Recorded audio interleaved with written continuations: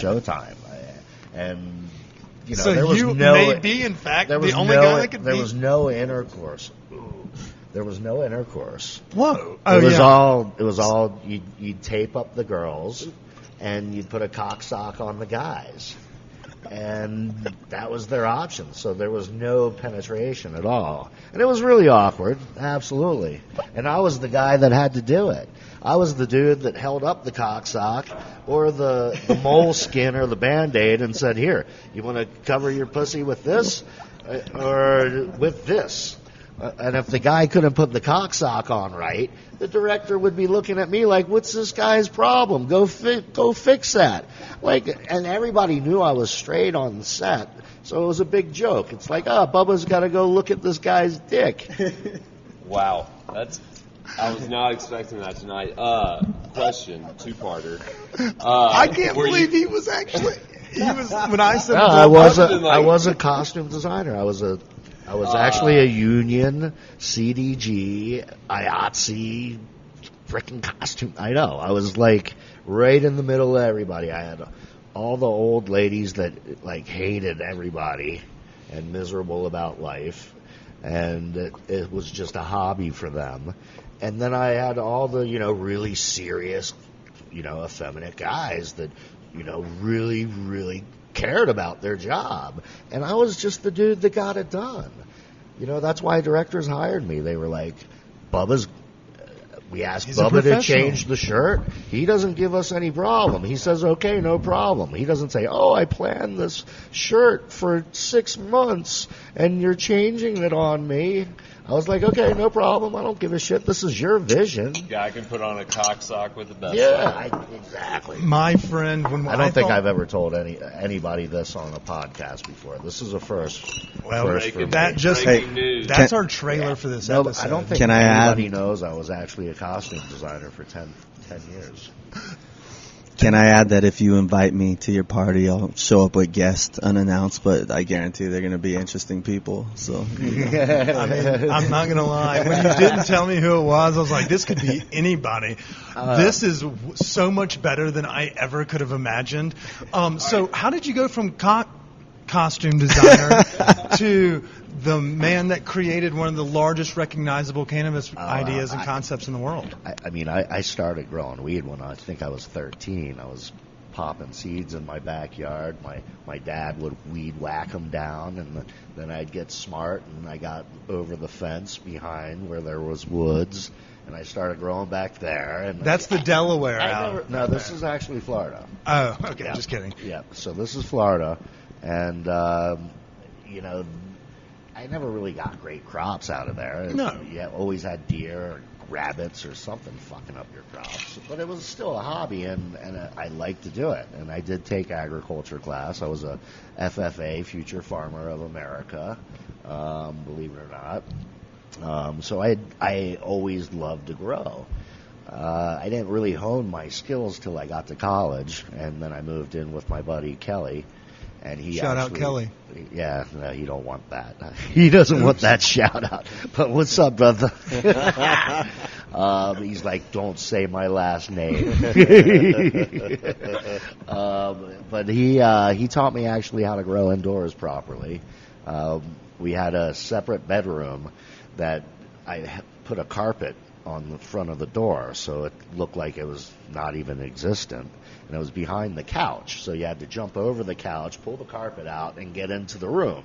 And that's where we were growing. And we did that, for, a good couple of years. He ended up moving out, and I kept the house and stayed there for the rest of the 4 or 5 years that I was in college and kept growing there.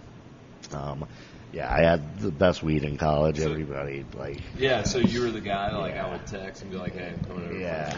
How much did you charge people for a gram? It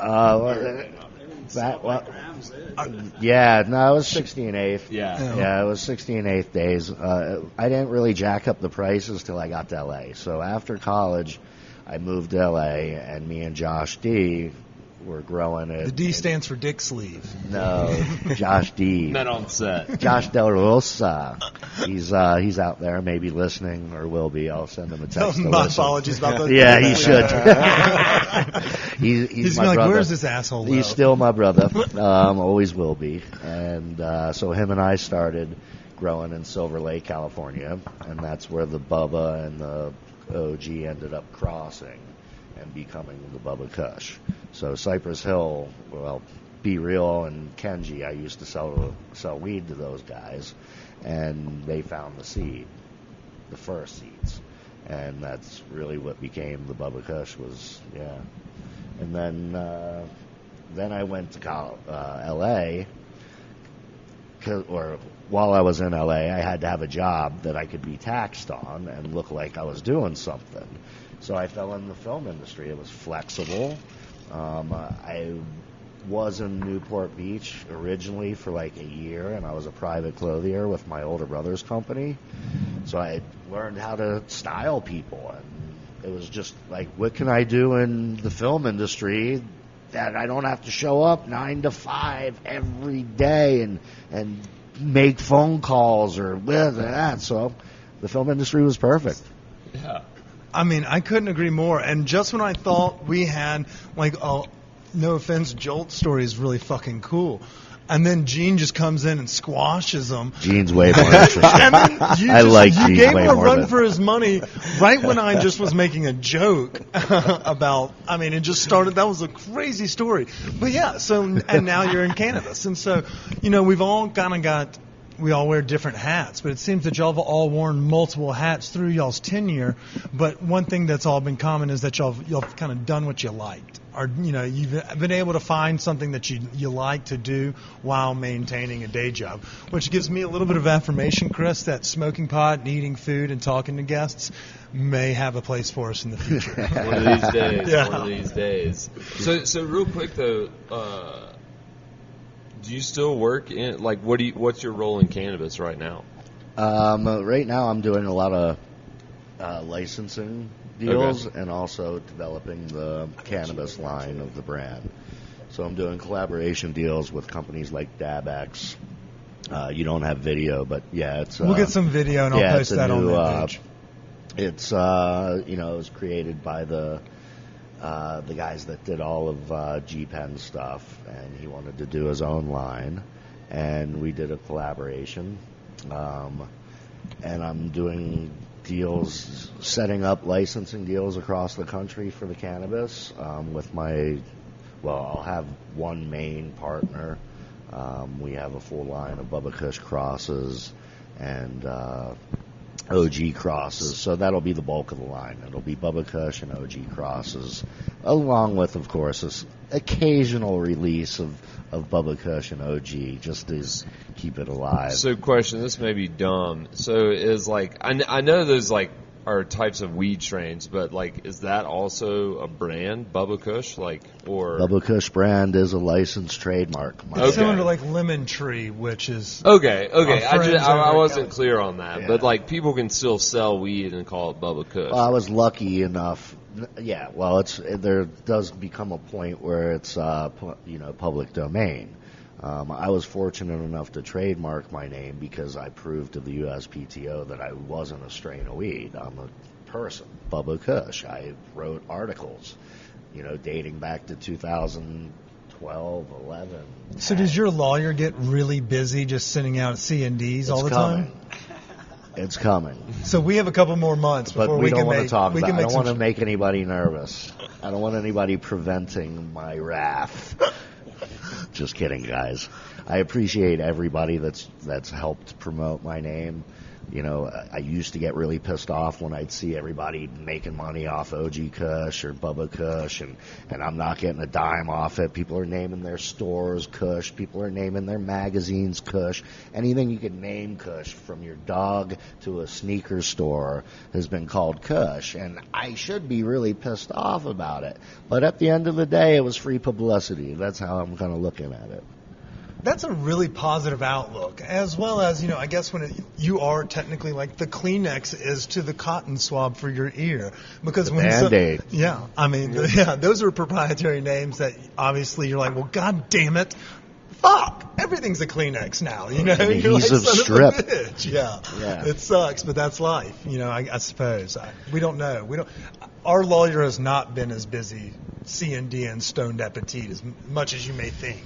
I have the best trademark attorney in the world. All right, well, we'll talk with him soon. Yeah, no. Zarifa Flenner. She's out of Chicago. If anybody's listening, we can afford 15 minutes, I bet. She's the best. Can we just? She was voted High Times best of the year, best in the country too. So for cannabis and anything, Zarifa Flenner. I love you, Zarifa. Please. All you cannabis people out there in need of a good lawyer, you heard it here. There you go. All right, so Joel, you happen to have some of the coolest friends in the fucking world. How did you all meet one another? How did you, we've seen that you have this, community that you've built not only in Denver, but how did y'all all come to be? How have you made such a cool fucking crew? So good peoples? I've known Bubba longer, and how'd you end up at my studio? Ketamine on a Tuesday. It had to be. This is the thing, man. It had to be a Paul thing because Paul was way tapped into the vibe of Denver because he lived here for so much longer. Yeah. But that was a small studio that really nobody. How long ago It wasn't was the this? dispensary, was it? What's that? It wasn't you coming into my dispensary. No, you ended up at my studio. And How long ago? Oh shit, that would have been about at this point that's almost 9, 10, something. Yeah, something like that. All right. And then so just like honestly, there's always cool people when you do cool shit that you just attract each other. So that's what I'm going off of. But yeah, at some point he was at my studio. I did some branding. I drew a cartoon version. He of did my Bubba. face. His trademarked. His logo. Like so that my face logo. Yeah. My face is trademarked. Yeah. And it's Jolt that did the art. Yeah. That's We need to start and I talking smoke. to Joel. I always smoke good weed, so that's also another part of it. And then Gene, as my career developed, needed a realtor and needed a tax man, and a lot of the people, I have a collector that recommended that I talk to Gene to make sure I'm handling all my business right, and then I had an artist I look up to named Emmanuel Martinez that also was suggested that I talk to Gene. And I went and hung out with Gene, talked to him about my taxes, and I think we've just been hanging out ever since. And that's already been a couple of years now, I believe. Maybe, I've only known Gene about a year and a half, I guess. So just through art, man. That's it. Art brings And then a people lot of together. Common folks that we have between us all. So here's a quick question for the two of y'all. Was it? Have y'all? You mentioned you were recommended to meet Gene. Was it kind of like quick nature? You're like, oh, you're a righteous motherfucker.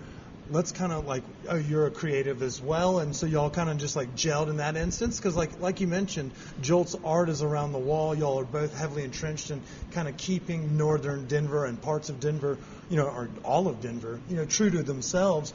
Had y'all never crossed paths before business, like just in the community, seeing as y'all have both been around and been fairly prominent in the scenes? No? Somehow no, but as what he was talking about, a lot of common folks that are with common type of vision and missions that brought us together. So he did the mural for us for the Milky Way ice cream there and on the walls there, and then did this photo display of some local businesses here in Northside. And Here, I'll tell you real quick. So I needed somebody to do my taxes for me. Because